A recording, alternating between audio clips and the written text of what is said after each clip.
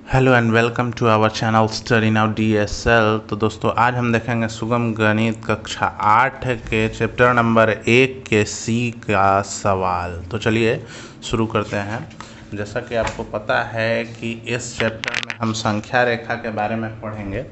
तो सबसे पहला सवाल जो है वो आप देख लीजिए क्या है। कह रहा है कि भाई निम्नलिखित परिमेय संख्या, देखिए निम्नलिखित परिमेय संख्याओं को संख्या रेखा पर दिखाएं। यानी जो इसमें मेन है उसमें आपको दिखाना है संख्या रेखा पर इसे। तो संख्या रेखा पर दिखाने के लिए कुछ नियम हैं, आप इन्हें समझें। सबसे पहले संख्या रेखा को पहचानें, ठीक है। यानी कि संख्या रेखा को बना लें। संख्या रेखा कुछ इस प्रकार से होती है, ठीक है।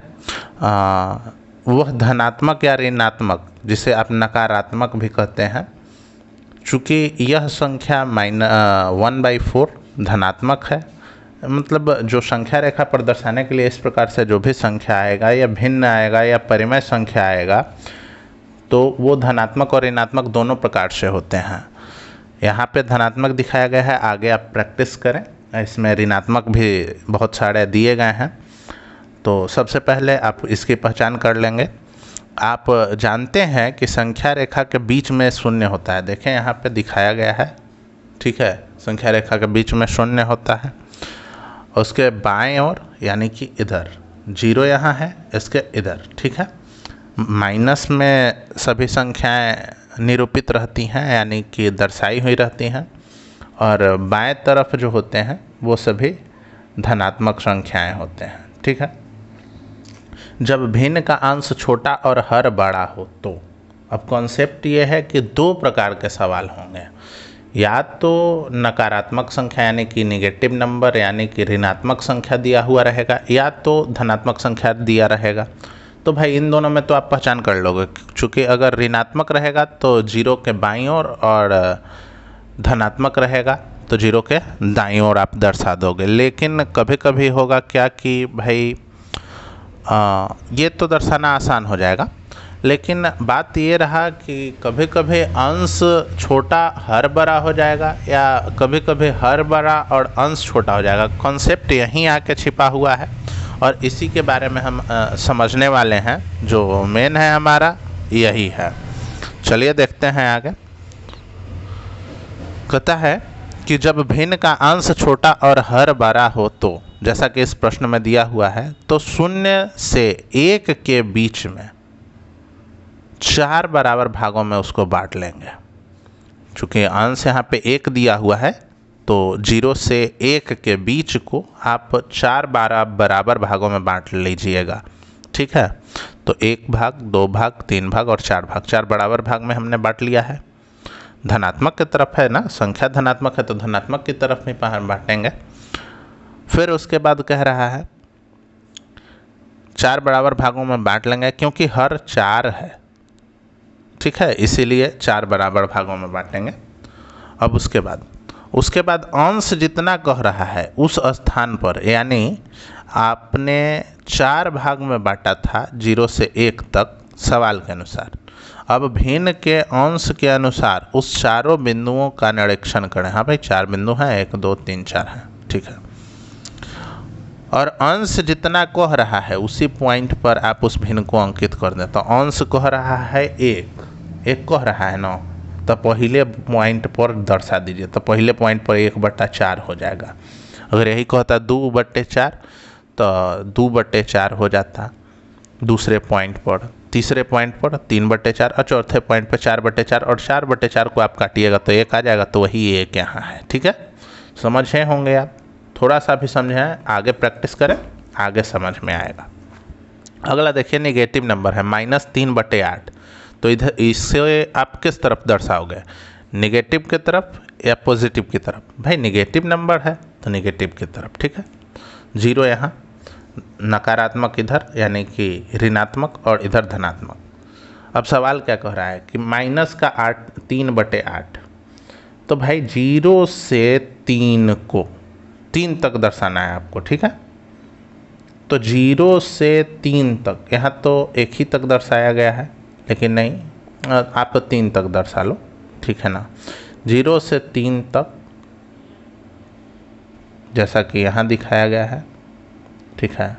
0 से 3 तक आपका 3 दर्शाना है उस पर, और 3/8 माइनस का दर्शाना है। तो भाई इसे 8 भाग में बांट दिया हमने, 1 2 3 4 5 6 7 8, 8 बराबर भाग में है, 1 2 3 4 5 6 7 8, है ना। 8 बराबर भाग में बांटा हुआ है। ऊपर जितना कह रहा है 3 कह रहा है, तो तीसरे स्थान पर हम इसको दर्शा दिए, ठीक है। चलिए आगे बढ़ते हैं।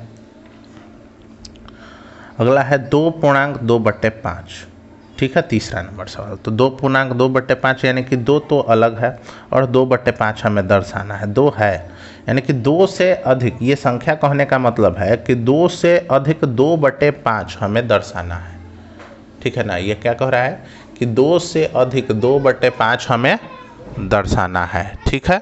चलिए देख रहे हैं अभी। तो भाई यहाँ पे देखें आप, चूँकि 2 के बाद दर्शाना है तो 2 के बाद आगे 3 तक 5 बराबर भागों में बांट दें, क्योंकि 2/5 है तो 2 से 3 के बीच में 5 बराबर भागों में बांटे। 1 भाग, 2 भाग, 3 भाग, 4 भाग, 5 भाग बटा हुआ है। अब इसे देखें, निरीक्षण करें।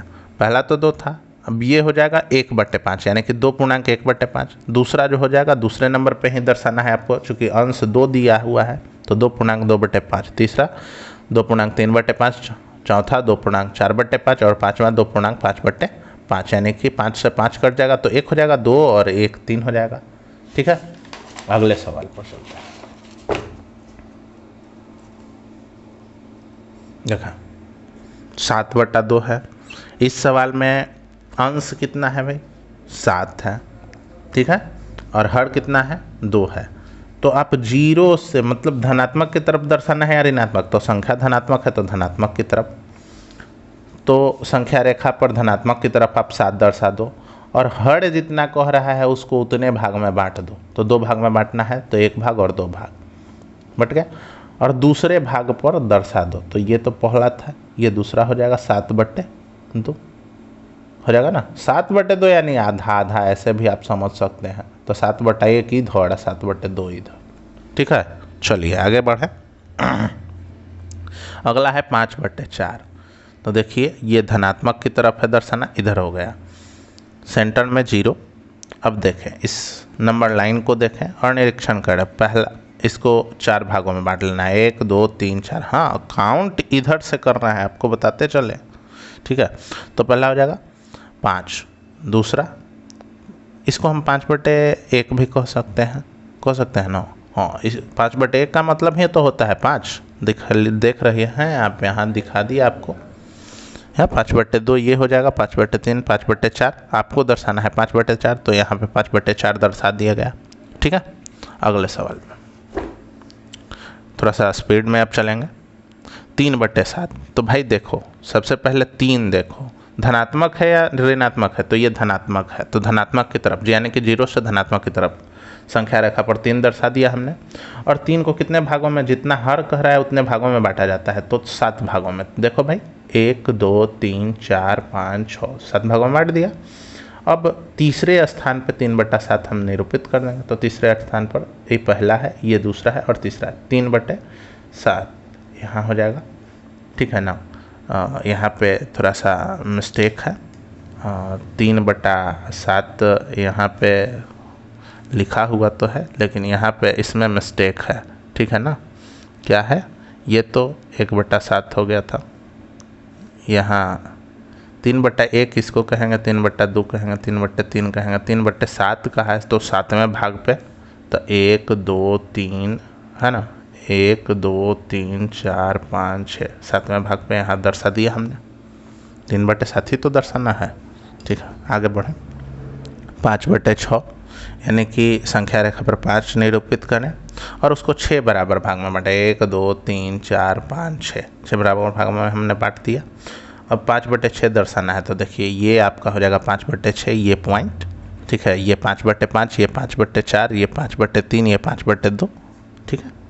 आप एक को भी बांट सकते हैं, लेकिन कभी कभी क्या होता है कि एक से कोई संख्या ज़्यादा भी हो जाता है। इसीलिए हम कह रहे हैं कि भाई जितना कहा गया है अंश उतना ही निरूपित करें डायरेक्ट। दोनों विधि खराब नहीं है, दोनों विधि से बना सकते हैं। जैसे यहाँ पे 5 शुरू में हमने एक भी दर्शाया है और एक को भी बांटा है, वो भी गलत नहीं है, लेकिन ये भी गलत नहीं है, दोनों ठीक है। थोड़ा सा कंडीशन है, आराम से वीडियो को देख लीजिएगा, समझ जाइएगा आप।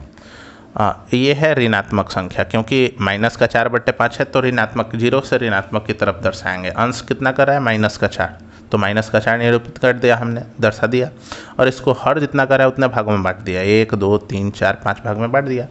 ठीक है, अब -4/5 कह रहा है, तो -4/5 जहाँ है वो हमारा आंसर हो जाएगा। तो ये -4/1 होता है, -4/2, -4/3, -4/4 और -4/5, यानी कि यहाँ हमारा ये आंसर हो जाएगा। ठीक है, ये पॉइंट। चलिए अगला सवाल, अब तो ख़त्म हो गया। ठीक है, तो चलिए दोस्तों, बस आज के लिए इतना ही, मिलते हैं अगले वीडियो में। अगर आपको इस वीडियो के बारे में कोई सवाल या सुझाव हो तो हमें कमेंट में लिखना ना भूलें। मिलते हैं अगले वीडियो में, तब तक हंसते रहिए, मुस्कुराते रहिए, शेयर करते रहिए और पढ़ते रहिए। जय हिंद, वंदे मातरम।